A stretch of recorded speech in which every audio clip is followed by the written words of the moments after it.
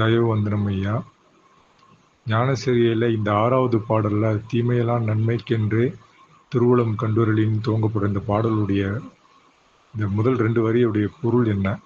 ஏன் பெருமான் தீமையெல்லாம் நன்மை அப்படின்னு சொல்கிறாரு? வள்ளுவர் கூட இடுக்கண் வருங்கால் நகுகன்ற பொருள்பட சொல்லியிருக்காரு. அதே மாதிரி நம்ம இயல்பான வாழ்க்கையில் கூட கஷ்டம் வரும்பொழுது எல்லாம் நன்மைக்கு நினச்சிக்கிங்க, நல்லதுக்கு நினச்சிக்கிங்கன்னு சொல்லுவாங்க. ஸோ சன்மார்க்கத்தில் தீமையெல்லாம் நன்மைக்கே அப்படின்னு சொல்கிறதுக்கான பொருளும் விளக்கமும் சொன்னீங்கன்னா நல்லா இருக்கும் ஐயா. தயவு வந்தனம். தயவு. அருட்பெரும் ஜோதி அருட்பெரும் ஜோதி தனிப்பெரும் கருணை அருட்பெரும் ஜோதி. அருட்பெரும் ஜோதி அன்பு வடிவம் ஐயா, வந்தனம் ஐயா. தங்களுடைய ஆடியோ பதிவை கேட்டேன். முதலில் அந்த ஞான சரிகையில் தீமையெல்லாம் நன்மை அப்படின்ற அந்த பாடலை முதல்ல நம்ம பார்த்துருவோம். அது 6வது பாடலாக வருது. தயவு. தீமையெல்லாம் நன்மை என்றே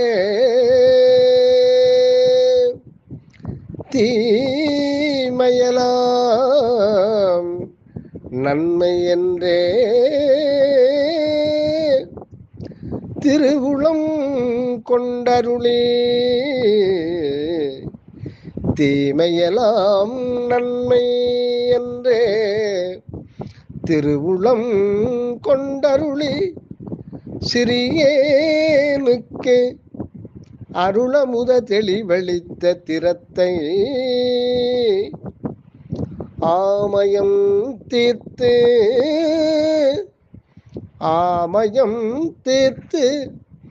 இயற்கை இன்பே அனுபவமே மயமாய் அம்பலத்தே விளங்குகின்ற அருட்பெரும் சோதியை ஆமயம் தீர்த்து இயற்கை இன்ப அனுபவமே மயமாய் அம்பலத்தே விளங்குகின்ற அருட்பெரும் ஜோதியை ஓர் ஓமயவான் வடிவுடையார் ஓமயவான் வடிவு ஓமயவான் வடிவு உடையார் உள்ளகத்தே நிறைந்த ஒரு பொருளை பெரும் கருணையுடைய பெரும் பதியை நாமருவி இரவாத நலம் பெறலாம். நாமருவி ஓமயவான் வடிவு உடையார் உள்ளகத்தே நிறைந்த ஒரு பொருளை பெரும் கருணை உடைய பெரும்பதியை நாம் மருவி இரவாத நலம் பெறலாம். உலகே நல்ல ஒரு தருணம் இது அல்லை நம்மின் நீரே நல்ல ஒரு தருணம் இது அல்லை வம்மின் நீரே. இந்த பாடல்ல வள்ளல் பெருமான் தீமை எல்லாம் நன்மை அப்படின்னு ஆரம்பிக்கிறார். அது எப்படி தீமை எல்லாம் நன்மை ஆகும்? தீமைன்றது பஞ்ச பாதகங்கள்ல அடங்கிடுது. பஞ்ச பாதகம் செய்கிறவனுக்கு எப்படி நன்மை கிடைக்கும்? இது வினோதமான ஒரு மார்க்கமா இருக்க. குற்றமெல்லாம் குணமாக கொண்டு அருளும் உற்ற துணை நீயே மற்றோர் துணை இல்லை. மணிவாசக பெருமான் பாடுறார். குற்றம் புரிதல் எனக்கு இயல்பே குணமாய் கொள்ளல் உனக்கு இயல்பே. ஆக இறைவனுடைய இயல்பு என்னன்னா, இந்த ஜீவராசிகள் ஆன்மாக்கள் செய்கின்ற குற்றங்களை எல்லாம் ஆண்டவர் பொறுத்து அருள்கின்றார்.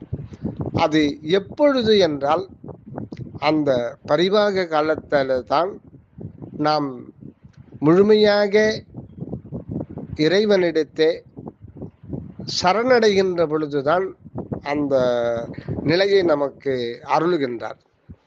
நம்முடைய கவனம் கடவுளுடைய பக்கம் சார வேண்டும். அப்பொழுதுதான் தீமை எல்லாம் நன்மை ஆகுமே ஒழிய மற்றபடி தீமையே செய்துக்கிட்டு இருந்தா நன்மை எப்படி வரும்?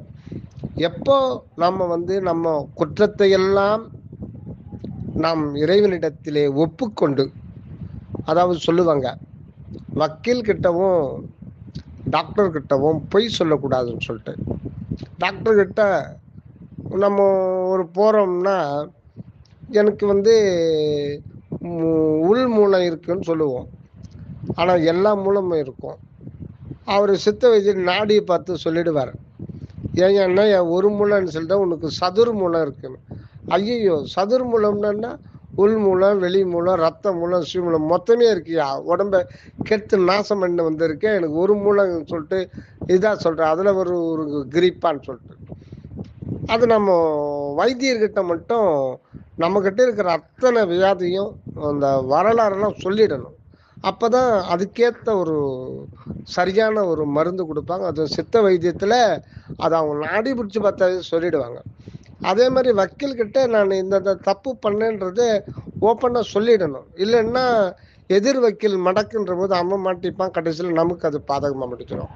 அதே மாதிரி இறைவனிடத்தில் நாம் செய்த குற்றங்களை எல்லாம் இறைவனிடத்தில் ஒத்துக்கிட்டு, இனிமேலுக்கும் இறைவா நான் என்னை அந்த தீய வழியில் செல்ல விடாத, என்னை கைவிட்டு விடாத, இதுவரையில் நான் அந்த வழியில் தீய வழியிலே அறியாமையினாலே, ஆசையினாலே, காமத்தினாலே, மோகத்தினாலே நான் சென்றேன், அழிந்தேன்.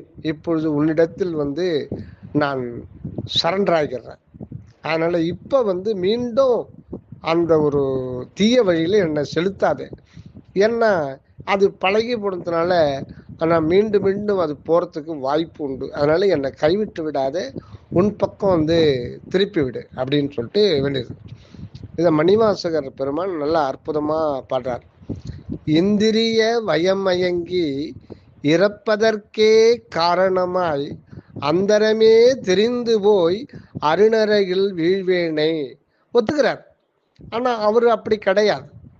நமக்காக தான் திருவாசகமாகட்டும், திருக்குறளாகட்டும், திருவருட்பாவாகட்டும், திருப்புகழாகட்டும், இறைவன் அந்த ஞானிகள் மூலம் நமக்குத்தான் அதை கொடுத்துருக்காரே தவிர அவங்களுக்கு அது தேவையில்லை. ஆனால் எல்லாமே நமக்காக தான், நம் பொருட்டு தான் அந்த மாதிரி வரிகள் அமைத்து பாடியிருக்காங்க. இது வள்ளல் பெருமானுக்கு தீமையெல்லாம் நன்மை என்று தேவையா? அது அவருக்கு தேவையில்லை. அவர் இயற்கையிலேயே கருணையோட இருந்தவர்.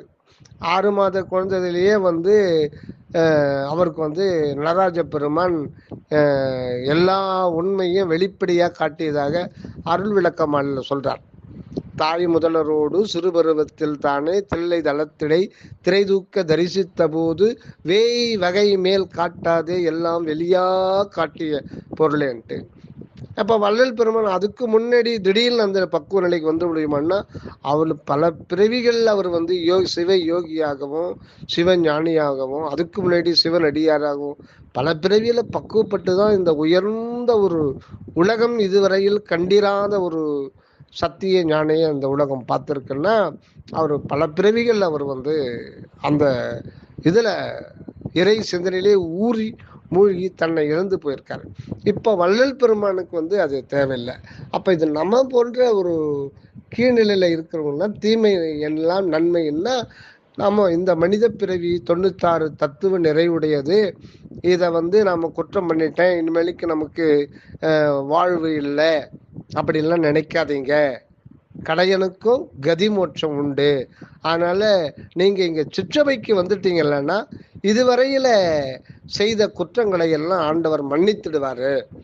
அதனால நாம குற்றம் செஞ்சுட்டேன், பாவம் செஞ்சுட்டேன், நான் பாவின்லாம் நினைக்காதீங்க அப்படின்னு சொல்லிட்டு கூப்பிடுறார். அதனால நமக்கு தகுதி இல்லை, நான் பாவி, நான் நிறைய தப்பு பண்ணிட்டேன், என் வாழ்க்கையில தீய வழியில செஞ்சுட்டேன், என் வாழ்க்கையில அப்படியே போச்சு, இன்னும் கொஞ்ச காலத்துல நான் செத்துருவேன், இனிமேலைக்கு வந்து சுத்த சன்மார்க்கம் எனக்கு ஆகாது, என்னால முடியாதுல்லாம் அந்த மாதிரிலாம் நினைக்காதீங்க. எந்த ஒரு வினாடியில்னாலும் ஆண்டவர் வந்து அந்த அருள் புரிவதற்கு தயாராக இருக்கிறார். அதனால நாம வந்து தயாராகணும். அதுதான் அலங்கரிக்கின்றோம் ஒரு திருச்சபை அதிலே அப்படின்றார். அந்த அலங்கரித்தல்றது அகம் அகப்புறம் புறம் புறப்புறம் ஆகிய அகம் என்கின்ற ஆன்ம நிலை, ஜீவநிலை, கரண நிலை, இந்திரிய நிலை, இது எல்லாம் வந்து அந்த தயாராக்கணும், சுத்தப்படுத்தணும். அதைத்தான் வந்து அலங்கரிக்கின்றோம் ஒரு திருச்சபை. அந்த திருச்சபைக்கு வெளியில அகம் அகப்புறம் புறம் புறப்புறம் 4 சதுர் நிலைகளை நம்ம முயற்சி செய்து நம்ம சுத்தப்படுத்தணும். இதுதான் அலங்கரிக்கின்றோம் ஒரு திருச்சபை அதிலே அமர்ந்து அருட்ஜோதி கொண்டு அடிச்சிறியோமை வளம் பெறும் இரவாத வாழ்வு வைத்திடவே வாழ்த்துகின்றோம் அப்படின்னு சொல்லிட்டு வேண்டுகின்றார். ஆக ஆனா எல்லாத்துக்கும் அப்பால வந்து நம்ம திண்டுக்கல் சுவாமி சரவணானந்த அவர்கள் சொல்லுவார்கள், திருவருள் சந்நிதியில நன்மை தீமை பாவம் புண்ணியம் அதெல்லாம் ஒண்ணுமே இல்லை. அது எல்லாமே அங்க வந்து திருவருள் சந்நிதியில எல்லாமே திருவருளுக்கு ஒன்றுதான். ஆக ஒருத்தன் ஒரு தீமை ஏன் செய்யலாம், இதை வந்து அடிப்படையான ஒரு இதை நம்ம புரிஞ்சுக்கணும் அப்படின்னு தயாநிதி சுவாமிகள் சரவண சுவாமிகள் நிறைய இடத்துல விளக்கம் கொடுக்குறார். ஒருத்த வந்து இப்போ சில மதங்கள் நமக்கு எல்லாருக்கும் தெரியும், அந்த 2 மதங்கள் உலகம் பூரா பரவி இருக்கு. அதில் ஒரு மதம் சொல்ல வேண்டியதில்லை, நீ பாவி, நம்ம பாவின்னு சொல்கிறோம். அது அதில் இருக்கா இல்லையான்னு தெரியல. ஆனால் இவங்க சொல்கிறாங்க, நீ பாவி, நீ பாவப்பட்டு தான் வந்திருக்க, ஆதியில் ஒருத்தர் செஞ்ச எடுத்ததுனால நீ பிறப்பே உன்னுடைய பிறப்பே பாவ பிறப்பு, நீ பாவின்றது ஒத்துக்கோ அப்படின்னு. அதுக்கு விவேகானந்தர்லாம் ரொம்ப தப்புன்னு சொல்லாது. எப்படி நீ ஒரு ஆன்மாவை பாவின்னு சொல்றீங்க, நம்ம வந்து ஒரு ஒரு கடவுளுடைய அம்சம் நிறைந்து உள்ளோம், நம்ம பாவி கிடையாதுன்னு சொல்லிட்டு அவர் எதிர்ப்பு அப்பவே தெரிவிப்பார். அதனால நம்ம வந்து அந்த ஆன்மான்றது அதுக்கு ஒரு தேகமும் கிடைக்காத போது அதுக்கு எங்க கண்ம மலமும் இல்லை, மாயா மலமும் இல்லை, அது இயற்கையில ஆணவ மலம் மாத்திரம்தான் இருந்தது, அந்த இருப்பறியாத நிலையில இருந்தது. அதுக்கப்புறம் பிற்சேர்க்கையாகத்தான் மாயாமலமும் கண்ம மலமும் வருது. அப்படி பார்க்கும்போது அந்த மாயாமலத்தையும் கண்ம மலத்தையும் கொண்டு வந்து சேர்க்கறது யாரு? இறைவன் தானே சேர்க்கிறாரு. அது ஒரு பாவம் இல்லையே, அது ஒரு பாவமும் அறியாது. அது எதுக்கே தன்னுடைய இருப்பே அறியாத ஒரு நிலையில இருக்கும்போது அது என்ன பாவத்தை பண்ணுச்சு? அப்போ முதல்ல புல் தேகம் கிடைக்குது. இப்போ சைவ ஆகம இதுபடி நமக்கு பிறப்பு எதனா வருதுன்னா நல்வினை தீவினை. இந்த நல்வினை தீவினை எல்லாம் பாவ புண்ணியத்தினால கர்மா அந்த கர்ம விளையினால்தான் நமக்கு பிறப்பு இறப்பு உருவாகுது. சரி, முதல்ல புல்லு பௌதிக உடம்பு கிடைச்சது, அது என்ன பாவத்தை பண்ணிச்சது? அதுக்கப்புறம் அதுக்கு வந்து அதிலேயே பல லட்சம் கணக்கான தாவர வர்க்கங்கள்லாம் சென்று அப்புறம் சங்கு சிப்பி ஈரறிவுக்கு வருது. அப்போ அந்த பிறவிக்கு வருதுன்னா அது கண்ம மலம், அது என்ன பாவத்தை பண்ணிச்சது? அப்போ அந்த பிறப்பு இறப்புக்கு காரணம் வந்து கண்ம மலம்னா அது தன்னுடைய சுதந்திரத்தால செய்ததா? இப்போ ஒரு சிங்கம் இருக்கு, சிங்கத்தினுடைய இயல்பு வந்து மான் அடிச்சு சாப்பிடுறது அதனுடைய இயல்பு. ஆனா அதனுடைய குட்டி கிட்ட மட்டும் அது அன்பு செலுத்தும், அந்த அளவுக்கு தான் அதுக்கு தெரியும், அது இயல்பு. அதனுடைய அன்பு அதுக்கு விரிவடைய அது முடியாது. என்ன அங்க என்ன கமாண்டோ அது பிரகாரம் தான் நடக்கும். அதனால ஒரு ஜீவன்ல அந்த ஆண்டவர் கண்ம மலம்ன்றது உண்மைதான், அது வந்து இறைவன் வெளிப்படுத்துறது தான். ஏன் கண்ம மலத்தை வெளிப்படுத்தணும்னா இன்பம் துன்பம் என்கின்ற அனுபவம், உலகியல் அனுபவம் வந்து இரு கூறாக பிரிக்கப்படுகிறது. இன்பம் துன்பம் இது புலன் வழியாகவும் மனத்தின் வழியாகவும் நமக்கு ஜீவனை சென்று அடைகிறது. ஜீவன் அனுபவித்து அதனுடைய அனுபவம் அதிசூக்குமமாக ஆன்மாவில் பதிய வைக்கப்படுகிறது. ஆன்மா சத்த நிலையில் தான் இருக்குது, இறந்த நிலையில் தான் இருக்கு. ஆனால் அது நேரடியா மேலும் ஆன்மா உள்ளொளியோடு ஒன்றி இருக்கிறது இருந்தாலும் அது அந்த அனுபவம்ன்றது அங்க பூஜ்ஜியத்துல இருக்கிறதுனால அது ஒரு காரணம்தான். அந்த அனுபவம் என்பதே இறைவன் தான் அந்த அனுபவமா வரார். அப்ப அது பூஜ்ஜியத்துல இருந்து தான் அது ஆரம்பிக்குது.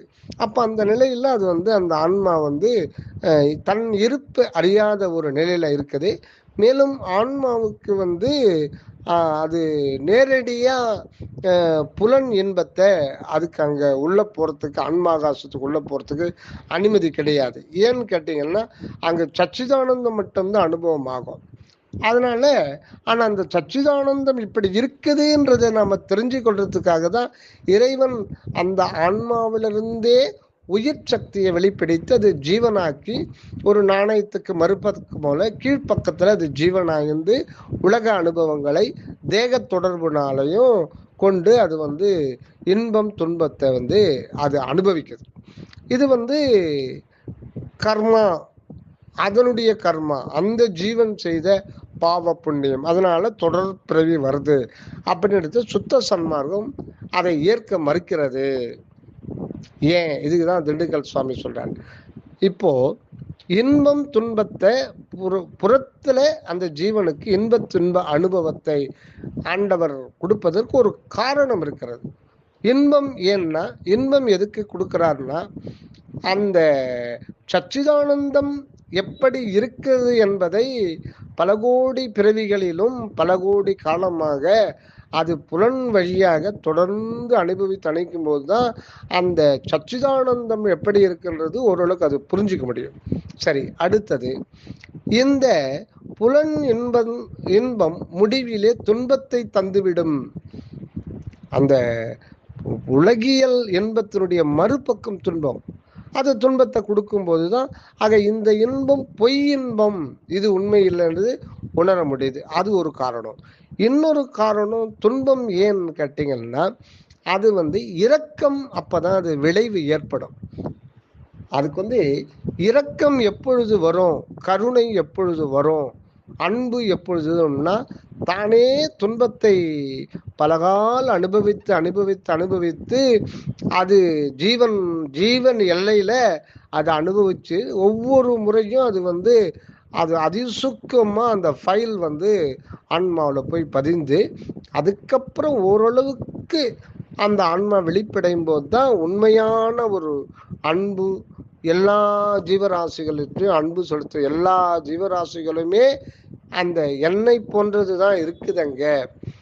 அதாவது வண்ணம் வேறு எனினும் வடிவு வேறு எனினும் மன்னிய உண்மை ஒன்றே. இதற்கு பல கோணத்துல அர்த்தம் இருக்கு. ஆனா இதுல ஒரு கோணத்துல பார்க்கும் பொழுது நம்ம எத்தனையோ மனிதர்களை பார்க்கிறோம், மனிதர்களை மட்டும் எடுத்துக்கிட்டு பார்க்கிறோம். எல்லா ஜீவராசியும் பொதுவானது. அந்த நான் என்ற வண்ணம்ன்றது ஒரே மாதிரிதான் இருக்கும். அது நம்ம தியானம் செய்து செய்து செய்து என்னுடைய வண்ணம் எப்படி இருக்கிறது, என்னுடைய ஆன்ம நிலை, என்னுடைய உணர்வு நிலை, உள்ளுணர்வு. உணர்வுன்னா அது புலன் உணர்வுகளோ மன உணர்வோ ஜீவ உணர்வோ அல்ல. அந்த உணர்வு என்றாலே அது உள்ளே இருக்கின்ற ஒன்றுதான். அந்த உணர்வு தான் ரொம்ப ரொம்ப இந்த பிரபஞ்சத்திலேயே முக்கியமானது, அற்புதமானது, அதிசயமானது. எதுன்னா அந்த உணர்வு. அந்த உணர்வினுடைய வண்ணம் எதுன்னு பார்த்தீங்கன்னா அதுதான் நான் என்ற ஒரு வண்ணம். அந்த நான் என்ற வண்ணத்தில் விளங்குவது எதுன்னா திருவருள் தான். ஆக நம்ம புற தோற்றங்களை, நிறங்களை, உருவ பேதங்களை, வடிவங்களை எல்லாம் விளக்கி, ஜீவனையும் விளக்கி, குணாதிசயங்கள்லாம் விளக்கி, அதனுடைய மனம் வாக்கில் வெளிப்படுகின்ற வேறுபாடுகளை எல்லாம் விளக்கி நாம் அந்த முகத்தை புலன் அறிவால் பாராது அகத்தை இருந்து நோக்கும் பொழுது தானே தான் அங்க இருக்கிறதா தெரியும். நாமோ இந்த வடிவத்துக்குள்ள என்ன இருக்கிறோமோ, எதிரில் வெவ்வேறு வடிவங்கள் இருந்தாலும் நாமே தான் அதில் இருக்கிறோம். நம்மை போல அப்படி இருக்கிறோன்றது முதல் ஸ்டெப் வரும். அதுக்கப்புறம் அருள்நிலைக்கு போகும்போது அந்த ஜீவநிலை, ஜீவ ஒழுக்கம்ன்றதே இதுதான். என்னை போலதான் அங்க இருக்கு. அததான் ஒத்தது அறிவார் உயிர் வாழ்வான் மற்ற யார் சத்தாருள் வைக்கப்படும். ஒத்தது அப்படின்னா நான் எப்படி இருக்கிறனோ இந்த தேகத்துக்குள்ள என்னுடைய நான் என்ற வண்ணத்தோடு விளங்குகின்ற உணர்வு, அதே மாதிரிதான். அப்படியே ஒரு உயிரை பார்க்கும்போது அவனுடைய புறத்தோற்றத்தையும் குணங்களையும் செயல்பாடுகளையும் கலைந்து விட்டு சூழ்நிலையை விலக்கி அந்த உள்ள இருக்கிற அந்த நான் என்ற வண்ணமுடைய அந்த உணர்வை பார்க்கும்போது என்னுடைய உணர்வும் அந்த உணர்வும் அதே மாதிரிதான் இருக்கு. அப்படியே அதே நிலைத்து நீ கொஞ்ச நேரம் கான்சென்ட்ரேட் பண்ணி அந்த ஓர்மையில இருக்கும்போது அங்க நாமே தான் அனுபவப்படும். கடைசியில் அதுதான் வள்ளல் பெருமான் அறிவும் ஒழுக்கமும் ஒத்த இடத்தில் தானே கூடும் அப்படின்ட்டார். அறிவும் ஒழுக்கமும் ஒத்த இடத்தில் தானே கூடும். தான் பிளஸ் ஏன்னா ஏகாரம். ஏகாரம்ன்றது தான் மட்டுமே, ஒன்லி ஐ ஆம், எல்லாமே என்னுடைய செல்ஃப் தான் அப்படின்ற ஒரு. அதனால்தான் வள்ளல் பெருமான் காலம் தாழ்க்காது எவ்வுயிரையும் தம்முயிர் போல் பாவிக்கின்ற உணர்வை வருவித்து கொள்ள வேண்டும் அப்படின்றார். பாவித்தல்னா இங்க இமேஜினேஷன் கிடையாது. பாவித்தல்னா அனுபவத்தில் கொள்ளுதல். அந்த ஒரு பாவித்தல் அப்படின்றதுக்கு நம்ம குறைஞ்சபட்ச பொருளைத்தான் கொள்றோம். ஏன்னா அந்த காலத்துல பாவித்தல்ன்றதுக்கு ரொம்ப பழைய காலத்திலலாம் அதுக்கு ஒரு நல்ல ஒரு அர்த்தத்தை கொடுத்துருப்பாங்க. இப்போ ஒரு தகப்பன் இருக்காரு, அவருக்கு 4 பிள்ளைங்க இருக்காங்க, ஒரு 25 ஏக்கர் நிலம் இருக்கு, 4-5 வீடு இருக்கு, வேற சொத்துலாம் இருக்கு. இறக்கும் தருவாயில அவங்களுக்கு எல்லாத்துக்கும் பிரிச்சு கொடுத்துட்டு, இதப்பா இது இருக்கு, அந்த தெருல அந்த வீடு இருக்கு, இதை உன்னுடையதா பாவிச்சுக்கோ, இதா இங்க இருக்கு, அந்த தெருல உனக்கு அந்த பங்களா இருக்கு, இந்த மூலையில உனக்கு இத்தனை ஏக்கர் நிலம், அதை உன்னுடைய பாவிச்சுக்கோ அப்படின்னா உன்னுடைய அனுபவத்தில் உன்னையதான் ஆக்கிக்கொள். அதுதான் அந்த ஒரு இதுலதான் வள்ளல் பெருமான் எவ்வுயிரையும் தம்முயிர் போல் பாவிக்க வேண்டும்னா அந்த தானே மாறிடும். எத்துணையும் பேதம் உறாது எவ்வுயிரும் தம்முயிர் போல் எண்ணி அப்படின்றார். ஆக அதைத்தான் முடிவில் சொல்லும் பொழுது அறிவுன்னா இங்க அருள் அறிவுது, மன அறிவோ ஜீவ அறிவோ ஏன் ஆன்ம அறிவு கூட கிடையாது. ஏன்னா ஆன்ம அறிவை பெற்ற ஞானிகள் தான் முக்தி அடைய வேண்டும் அப்படின்னு சொல்லிட்டு பிறருக்கும் வழிகாட்டி உள்ள ஒடுங்கிட்டாங்க. அவங்க ஆன்மநேய ஒருமைப்பாட்டுரிமை வைத்திருந்தாங்கன்னா வைத்திருக்கவில்லை. அப்படி வைத்திருந்தால் சுத்த சன்மார்க்கம் எப்பொழுதும் வெளிப்பட்டு இருக்கும் அப்படின்றார் வள்ளல் பெருமான். ஆக இங்க வள்ளுவர் சொல்றது ஒத்ததுன்னா நானே தான் அங்க இருக்கேன், ஒவ்வொரு உயிர் ஒத்தது அறிவான் உயிர் வாழ்வான் மற்றையர் சத்தாருள் வைக்கப்படும். இதுக்கு இன்னொரு பொருளும் இருக்கு. குரல்ல இன்னொரு பொருளும் சுத்த சன்மார்க்கம் வெளிப்படுகின்ற காலத்துல அதெல்லாம் வெளிவரும்னு சொல்லிட்டு சுவாமி சரவணந்தவர் சொல்வார்கள். ஒத்து போதல். இது வள்ளல் பெருமான் சொல்ற நானும் நீயும் ஒன்றென்று உரைத்து நல்கு ஜோதியே. அது ஒத்து போதுன்னா அது ஒரு யோகி ஒருத்தர் சொல்லுவார், சமாதின்னா சமம் பிளஸ் ஆதி, அதுதான் சமாதின்னு. அது தவறு. சமம்னாலே அதுக்கு அப்படி இணையாக ஒன்று இருக்குதுன்னு அர்த்தம். அது சமாதிக்கு அந்த ஒரு அர்த்தம் தவறானது. சமம் பிளஸ் ஆதி, சமாதி. ஆதிக்கு நான் சமம்னா அப்புறம் இன்னொரு ஆதியும் தான் இருக்குன்னு அர்த்தம். அது தவறான ஒரு எக்ஸ்பிளனேஷன். இது ஒத்து போதே, அதோட இது ஒத்து போயிடுதே. இது ரெண்டும் ஒன்னா தானே இருக்கு. ஒத்து அது அறிவான். அப்ப இது நான் என்ற அந்த ஒரு நிலை போய் அது நான் என்ற ஒன்று இல்லை, அதுதான் இருக்குது, அதுதான் இதுவா இருக்குது. அது ஒத்து அது அறிவான். அது அப்படின்றது கடவுளை குறிக்கும். ஒத்து அது அறிவான் உயிர் வாழ்வான். அந்த ஒரு நிலையில தான் அவன் உயிர் வாழ்கின்றவனாக உயிர் வாழ்தல்றதுன்னா அந்த சத்த நிலையிலிருந்து எழுந்துகிறான், ஆன்ம சொரூபியாக எழுந்து கொள்கிறான். அந்த நிலையை மற்ற செத்தாருள் வைக்கப்படும்னா மற்றவங்கெல்லாம் ஆன்ம நிலையில அகநிலையில செத்து தான் கிடக்கிறோம். புறத்துல தேகம் நான் என்ற உணர்வுல தான் நாம் வாழ்ந்துட்டு இருக்கோம். இது ஒரு இது இந்த பிறப்பு தான். இது பொருள் பௌதிக உடம்பு சார்ந்த ஒரு உடல் சார்ந்த பிறப்பு தானே தவிர உண்மை பிறப்பு நிலைக்கு வரல. உண்மை பிறப்பில் இருக்கிறவங்க தான் உயிர் வாழ்வார்கள். அந்த உயிர் வாழ்வார்கள்னா சத்தவர் எழுவார்கள்.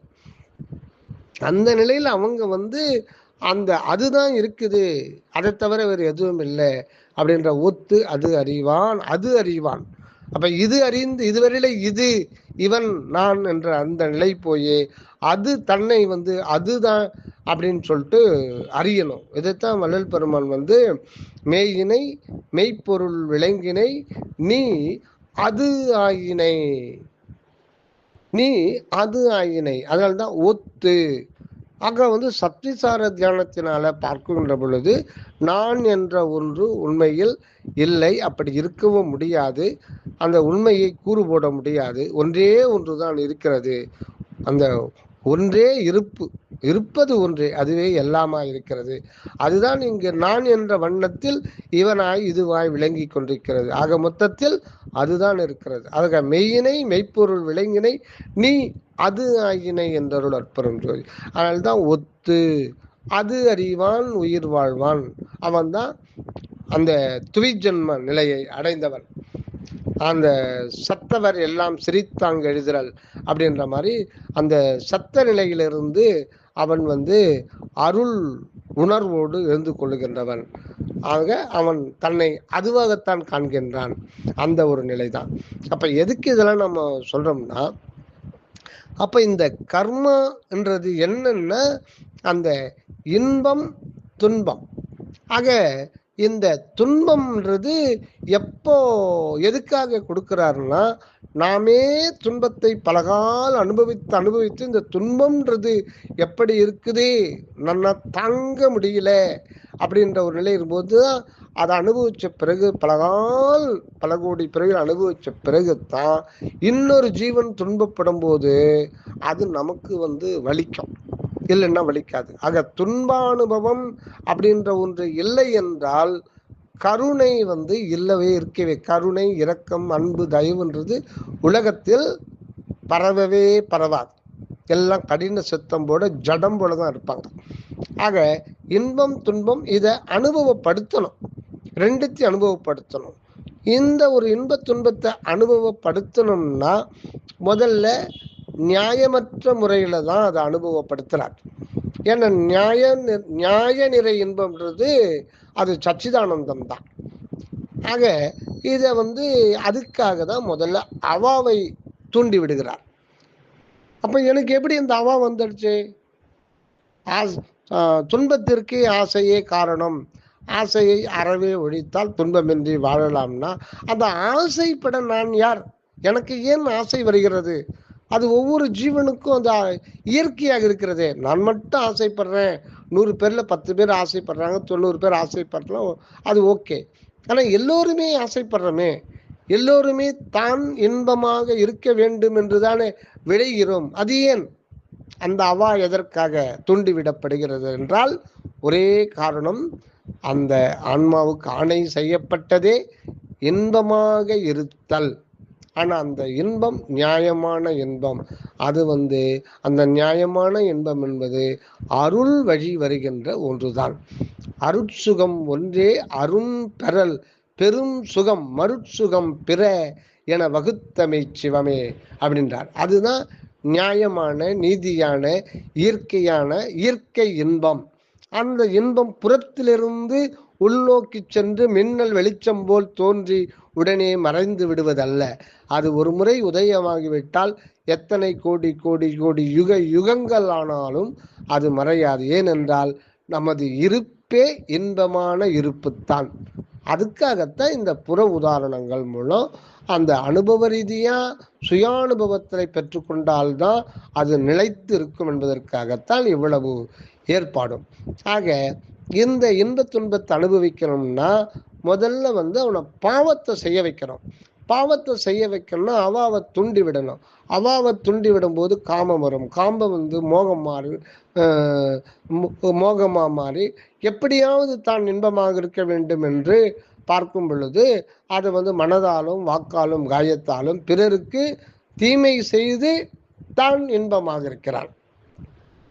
இதுதான் வந்து அதுக்கப்புறம் அந்த ஒரு நிலையில நியாயமற்ற முறையில பிறருக்கு மனதாலையும் வாக்காலையும் செயலாலையும் துன்பத்தை கொடுத்து தான் சுகத்தை அனுபவிக்கும் பொழுது அது பாவம் வருது. இது எல்லாமே இறைவனுடைய திருவருளின் செயல். அது ஒரு 100% வைக்கப்படுகிறது. எல்லாமே இறைவனுடைய செயல்தான்.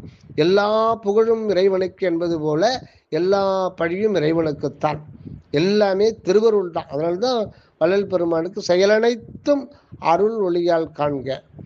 காரணம் அதனால்தான் வள்ளல் பெருமான் பிறர் குற்றம் விசாரியாதிருத்தல் வேண்டும் ஏன் சொல்றாரு? ஒருத்தன் இயல்புல அவன் வந்து திருட, அவன் கொலைக்காரன் கிடையாது.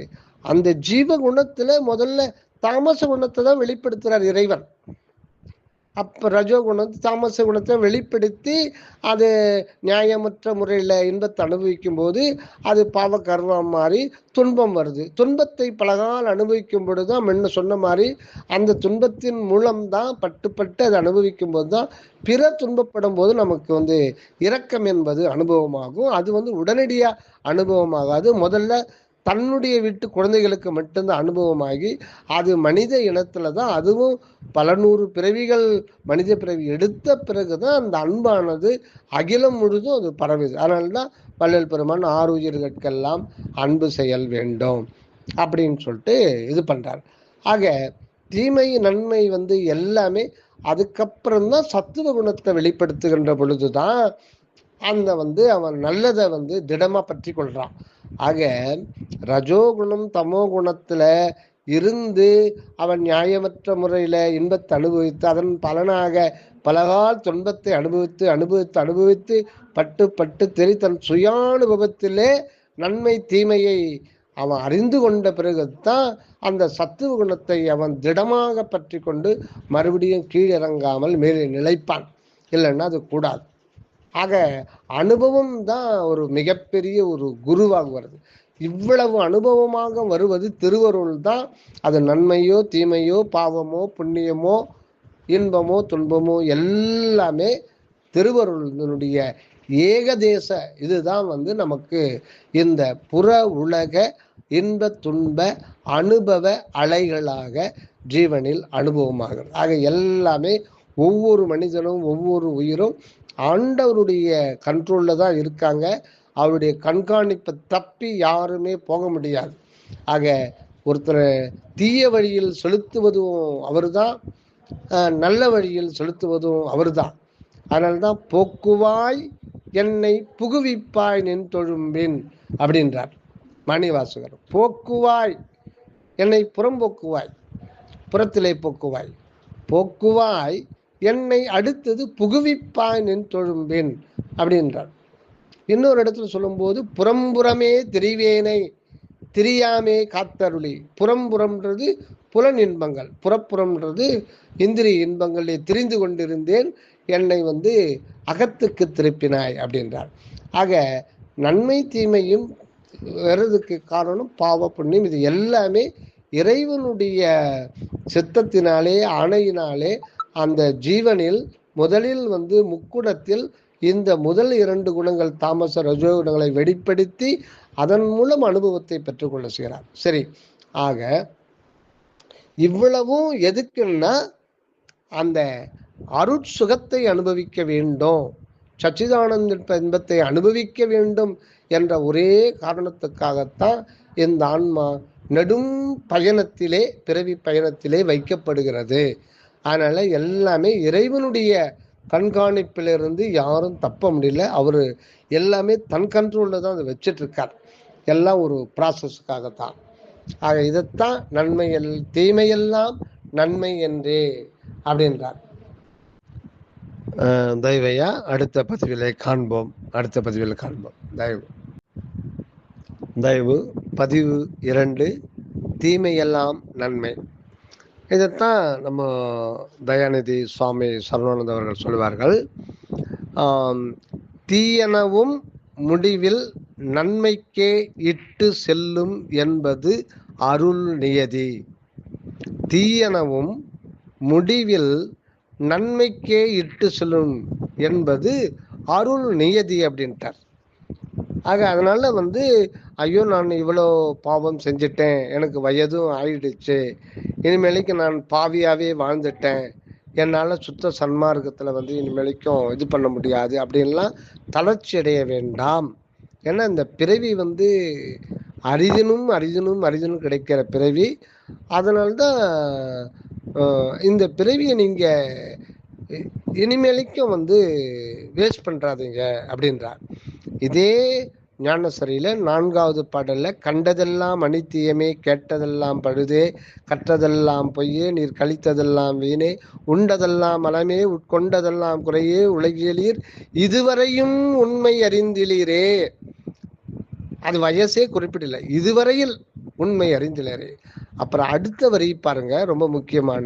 விண்டு அதனால் என், சரி விண்டு, சரி விண்டு அதனால் என், சரி இவ்வளவும் போச்சு, எல்லாம் சாப்பிட்டதெல்லாம் வீணு, நீங்கள் இது பண்ணதெல்லாம் எல்லாமே வீண் காலம் கழிச்சிட்டீங்க, பரவாயில்ல, போனது போகட்டும், கடந்து போனதை பற்றி இன்னும் கவலைப்பட வேண்டியதில்லை. அதை தெரிஞ்சிங்க, நீங்கள் வீண் காலம் கழிச்சிட்டீங்க, இந்த உலகியல் வாழ்வு சதம் நினைச்சிட்டு தப்பான வழியில் நீங்கள் தப்பாகவே வாழ்ந்துட்டீங்க, சரி போனது போட்டு இனிமேலுக்கு கவலைப்பட வேண்டாம். விண்டு அதனால் என் இனி நீர், இனிமேலிக்கும் அடுத்த வினாடியிலிருந்து விழித்து கொள்ளுங்கள். இனி நீர் சமரச சன்மார்க்க மெய் நெறியை கடைப்பிடித்து மெய்ப்பொருள் நன்கு உணர்ந்தே எந்தகு சிற்றம்பலத்தே எந்த அருளடைமின் இரவாத வரம் பெறலாம் என்பம் உறலாமே அப்படின்னு சொல்லிட்டு, விண்டு அதனாலே சரி போனது போட்டோம், இனிமேலுக்கு அதை பற்றி கவலைப்பட்டது என்ன பண்ணு, எல்லாமே திருவருள் சித்தம்தான். இப்போ இனிமேலுக்கு இருக்கிற பொன்னாக, காலத்தை பொன்னாக, ஒவ்வொரு நொடியும் பொன்னாக நீங்கள் உபயோகித்துக் கொள்ளுங்கள். ஆண்டவர் எந்த நேரமும் அவர் அருள் புரிய தயாராக இருக்கிறார், கை கொடுக்க தயாராக இருக்கிறார், கை கொடுத்து அவர் நிலைக்கு நம்ம ஏற்றுவதற்கு அவர் தயாராக இருக்கிறார். இனிமேலுக்கு மாதிரி வீண் காலம் கழிக்காதீங்க அப்படின்றார். அதே மாதிரி தான் பேருபதேசம் அதான் சொல்றார், இங்குள்ள நீங்கள் இதுவரையும் இருந்தது போல் இனியும் வீண் காலம் கழித்து கொண்டிருக்காதீர்கள். அந்த இனி அப்படின்ற வார்த்தை ரொம்ப முக்கியது. இதுவரையில் இருந்தது போல் இனியும் வீண் காலம் கழித்து கொண்டிருக்கு. இதுல வயசே சொல்லல. 40 வயசுல இருக்கிறவங்களுக்கு சொல்றாரா, 50 வயசுல இருக்கிறவங்களுக்கு சொல்றாரா, 80 வயசுல இருக்கிறவங்களுக்கு சொல்றாரா, எல்லாருக்கும் போது. சுத்த சன்மார்க்கத்தை பொறுத்தவரையில வயது வரம்பெல்லாம் கிடையாது. மற்ற மார்க்கத்தில் சொல்லுவாங்க 40 வயசுக்குள்ள எல்லா அனுபவங்களையும் பெற்றுக்கொள்ளணும், அதுக்கப்புறம் உடல் தளர்ந்துரும், மனம் தளர்ந்துரும், அப்புறம் தவம் தியானம் சாதனம் பண்ண முடியாது. இது உண்மைதான், இது பொய்யல்ல, உண்மைதான். ஆனாலும் இது சுத்த சன்மார்க்க காலம். பழையனை எல்லாம் ஆண்டவர் அகற்றி விடுகின்றார். இது புதிய பாதை. எல்லாமே நமக்கு ஆண்டவர் தூண்டிவிட தயாராக இருக்கிறார். அதனால இப்ப வயது வரம்பெல்லாம் நம்ம பார்க்க வேண்டாம். பழைய 40 வயசுக்குள்ள எல்லாத்தையும் முடிச்சுக்கணும், 50 வயசுக்குள்ள முடிச்சுக்கணும், அதுக்கு மேல அதெல்லாம் ஒன்றும் கிடையாது. இனிமேலே ஆண்டவர் எல்லாத்தையும் மாத்திட்டார். சமயம் மதம் போது எல்லாமே மாத்திட்டாரு. அதை இன்னும் அதை விடாத பற்றி கொண்டு சமய மத யோக மார்க்கங்களில் செல்பவர்களுக்கு அந்த நடை மூடப்பட்டு விட்டது, நடை திறக்கப்படவில்லை. கடைசியில பார்த்தீங்கன்னா அது கைவிட்டுடும், அது கை கொடுக்காது. ஏன்னா அது எல்லாத்தையும் லாக் பண்ணியாச்சு, எல்லாமே இன்னர் லாக். இதெல்லாம் சுத்த சன்மார்க்கத்துல இதெல்லாம் ஒரு சுவாமிகள் தயானந்த சுவாமிகள் சொல்றார், அது பலன் கொடுக்காது. அந்தந்த இதெல்லாம் என்ன, அது எல்லாமே திருவருட்பால பெருமான் சொல்லியிருக்கார், எல்லாமே போய் ஒழிக அப்படின்ட்டார். அந்த ஒரு சாதி சமய சழக்கை விட்டேன் அருள் ஜோதியை கண்டேனடின்னு வள்ளல் பெருமான் அவருக்கு மட்டும் இல்லை, எல்லாத்தையுமே லாக் பண்ணிட்டார். அதை உணராம அந்தந்த மார்க்கத்துல கடைபிடிச்சு போனா வயதான காலத்துல கடைசியில் பண்ணா ஒண்ணுமே இல்லாமல் போயிடும், ஒரு பிரயோஜனமும் இருக்காது. ஆகையினால சுத்த சன்மார்க்கத்தை பற்றி கொள்வதுதான் உலக மக்கள் சமுதாயத்துக்கு மிகப்பெரிய ஒரு நன்மை. அதுதான் மரணமில்லா பெருவாழ்வு. ஆக தீமையெல்லாம் நன்மை என்பது இன்றைக்கு வள்ளல் பெருமான் எல்லாத்தையும் மாத்திட்டார். அதனால நம்ம சுத்த இறைவா, நான் சுத்த சன்மார்க்கத்துக்கு நான் வரத்துக்கு தயாரா இருக்கேன். எனக்கு நான் இந்த ஒரு கடையனுக்கும் கடையனா இருக்கிற என்னையும் நீ ஏற்றுக்கொள்ள வேண்டும், எனக்கும் அந்த மார்க்கத்தில் செல்ல அனுமதி கொடுக்க வேண்டும். இதுவரையில் குற்றம் செய்திருந்தேன், இனிமேலுக்கும் அந்த குற்றம் செய்யாதவாறு என்னை தடுத்து நிறுத்தி இந்த அருள் நெறியிலே என்னை செலுத்துவாயாக. எனது உடல் பொருள் ஆவிகளை உன்னிடம் வழங்க தகுதியற்றவனாக இருக்கிறேன், அதுக்கான ஒரு பலமும் இல்லாதவனாக இருக்கிறேன். எனக்கு அந்த பலத்தையும் தகுதியையும் கொடு, உன்பால் என்னை ஈர்த்துக்கொள், உன்னுடைய திருவடியில் என்னை வை. அப்படின்லாம் நாம் விண்ணப்பித்து கொண்டால், உருக்கத்தோடு விண்ணப்பித்து கொண்டால், சத்தியமாக அற்பெருஞ்சோதி ஆண்டவர் யார் ஒருவருக்கும் எவ்வளவு கீழான ஒரு இருக்கிறவங்களுக்கோ மேலேற்றி விட தயாராக இருக்கிறார். ஏனென்றால் ஆன்மா என்பதே அவருடைய சிறப்பு தோற்றம்தான், அவருக்கு அந்நியமானது எதுவுமே இல்லை. சிற்றம்பலம் என்பதுதான் நாம இருக்கிறோம். அந்த சிற்றம்பலம் என்பது ஆண்டவருடைய சிறுவடிவம். அகண்ட வெளிமுற்றம் இருப்பது ஆண்டவருடைய பெருவடிவம், இது சிறுவடிவம். இது வள்ளல் பெருமான் ஒரு பாடல்ல அற்பெருஞ்சோதி ஆண்டவரே குறிப்பிடுறார். அந்த என் கை பிடிக்கின்றார் என்னடியம்மான்றதுல அந்த பாடல் வரும். ஏருடம்பு ஒன்று என்று எண்ணேல் பெண்ணே, உம்மோடு என்னை இணைத்து எனக்கே ஈருடம்பு என்கின்றார் என்னடி அம்மா, என் கை பிடிக்கின்றார் என்னடி அம்மா. கடவுளுடைய உடம்பு அது ஒன்று, அது அகண்ட ஆகாசம் மற்றும் நிறைந்தது, அதுதான் ஆண்டவருடைய வடிவம். இது என்னுடையது நீ நினைக்காதே, அது பெருவடிவம். சிற்றம்பலம் என்பது உன்னுடையது நீ நினைக்காத, அதுவும் என்னுடையது தான். ஆக உன்னுடைய உடம்பு என்று சொல்வது கூட அந்த ஆன்ம உடம்பு, அந்த அனுத்துவமான வடிவம் கூட என்னுடையது தான். அது மட்டும் இல்லை, இன்னொரு அர்த்தம் இருக்கு. இந்த தேக வடிவம் நீ சொன்ன அது கூட என்னுடையது தான். ஆக எனக்கே ஈருடம்புன்றார், ஏகாரம் போட்டு சொல்றார். ஆக இதுதான் முடிவில் உண்மை என்னன்னா, நானும் நீயும் ஒன்றென்று உரைத்து நல்கு ஜோதியே அப்படின்னு சொல்லிட்டு முடிக்கிறார். ஆக தீயனவும் முடிவில் நன்மைக்கு இட்டு செல்லும் என்பது அருள் நியதி அப்படின்றாரு. இன்னொன்று, நன்மை தீமை எல்லாமே இறைவனுடைய திருச்சன்னிதில் எல்லாமே ஒன்று தான்.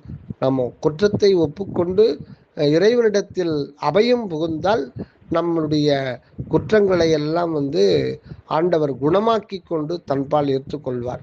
இதைத்தான் அருணகிரிநாதர் பாடும்போது குன்றுருவ வேல் வாங்கி நின்ற முகம் ஒன்று என்றார். குன்றுன்னா குன்று குன்றா பெரிய பெரிய மிகப்பெரிய ஒரு மலை அளவுக்கு நமக்கு அந்த நல்வினை தீவினை மூட்டைகள் வினை முடிச்சிருக்கு.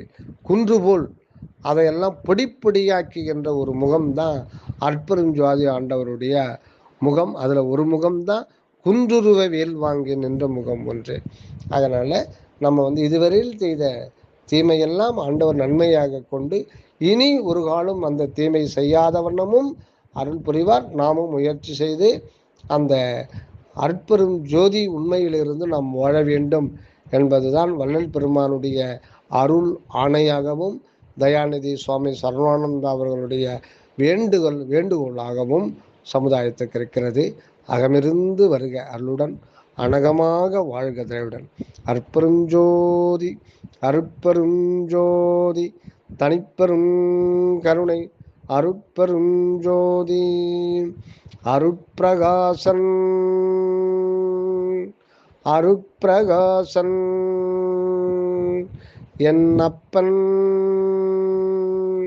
சக்தி ஐங்கரன் முருகு பதத்துணையே காப்பு. திருச்சிற்றம்பலம்.